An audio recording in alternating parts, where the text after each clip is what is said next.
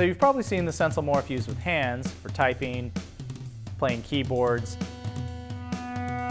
video editing, and the like.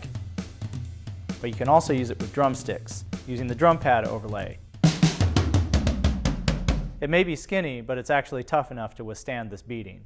So I'm going to show you some examples using Apple Logic and their fantastic drum kits so you can get an idea of how fast it can be and how good it can sound.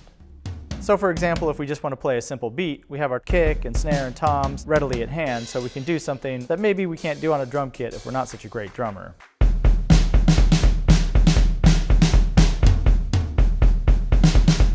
Now you'll notice these little cuticle areas. These might be a bit hard to target when you're really slamming with the drums, but they do add some nice little additional pieces that you can map to some percussion. And the hi-hat, which we have on a choke group, gives us a pretty good approximation of a real hi-hat, where we can do closed and open hats and have them interact. And having our cymbals close make it easy to go from crash to ride. We can also do a roll on the snare so you can get an idea of how responsive the Morph is.